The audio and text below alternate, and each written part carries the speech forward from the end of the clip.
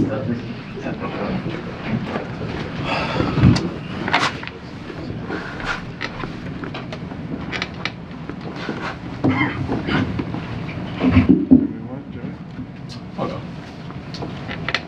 obviously you've seen Steph so many times over the years. What's the challenge of when you have a successful half in the second half of the last game against him to trying to replicate that, knowing that he's probably looked at that and is going to have different counters in this one?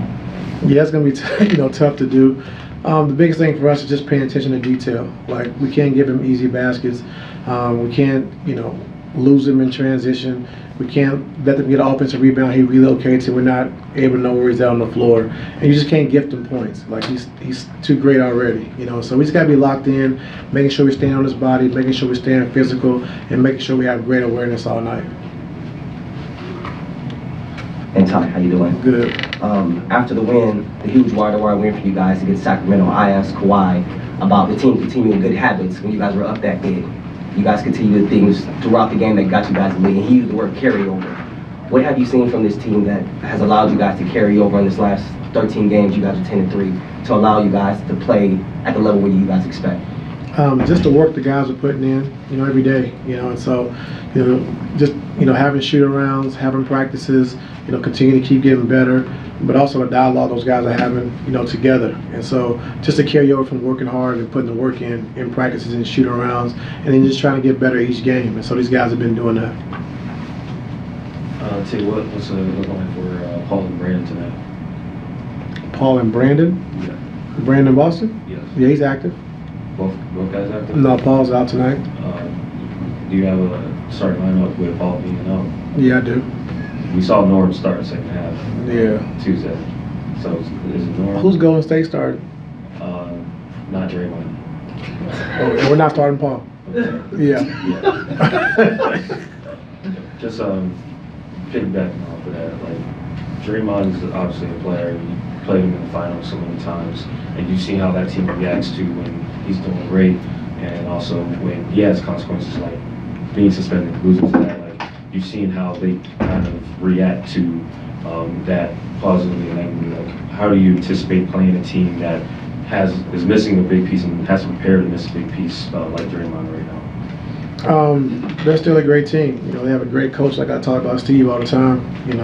The best coach or one of the best coaches in the league. And so they're going to be prepared. They're going to play the same style of basketball. Draymond brings a lot to them, defensively, but also offensively, be able to push the basketball, allowing Steph to play off the ball, and be able to have catch and shoot threes, pushing in transition, making easy plays. And so, but they're going to be ready to play, and so we got to be prepared for it. We have one of our big guys out as well, so it's going to be a tough game. So we just got to be locked in and ready to go. Who was it?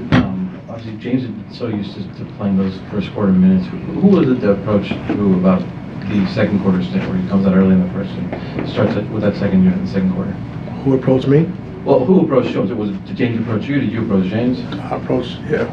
How did that kind of conversation go when a guy's used to doing that for so long?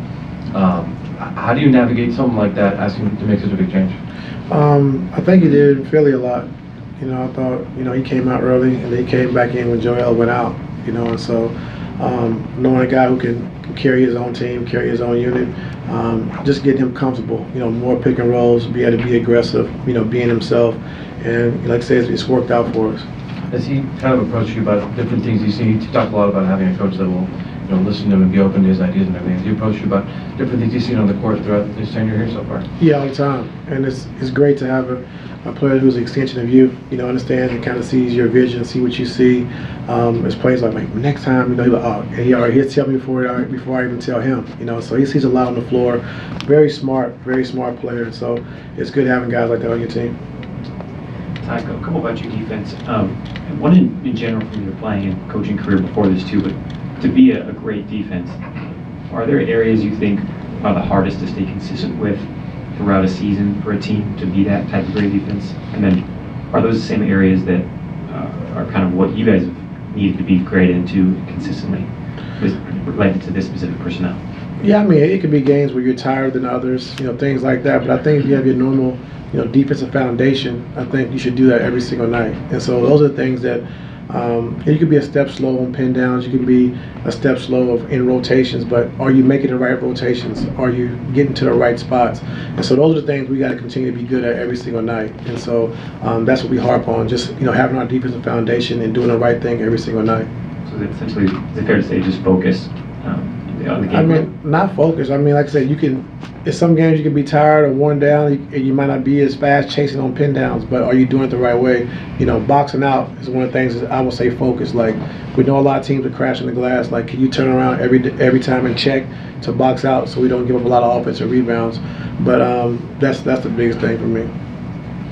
Ty, was Paul able to test his hip this morning? Did he do anything shoot around? Yeah, he did a few things. Do you think this was a day-to-day thing, or do you think it could be multiple games? Day-to-day for right now. Ty, you talk about always trying to find a good shot for your team. It doesn't matter about pace or whatnot. From what you've seen with the guys, do you see it more likely that you guys have a better efficiency pushing the pace, or kind of just using up most of the 24 on the shot clock? It depends. I think when we're rebounding basketball, getting out early in transition and pushing, I think it's really good for us, to capitalize on. Things that we were really bad at early on in the season was 3-on-2s, 2-on-1s, 4-on-3s, of just really converting those situations. Like, we were, I think, number one in the league for a while in steals, but we wasn't converting on the other end. And so since James has been here, we've done a lot better with that. But if you can run early in the shot clock and you can take advantage of teams not giving back, then you want to do that. And then if not, just having that secondary offense where we can also execute and generate good shots, which I think we've been good at as of late. Last one. Ty, this is the third time you guys are playing Golden State, I believe. You've also played Denver and San Antonio 3 times. Playing a team that many times this early in the season, is that something you prefer? Is it like, what are the pros and cons of that, even in terms of preparing for an opponent that many times this early? Well, you know what they're going to do. Essentially, you pretty much know how a team's going to play, the style they're going to play.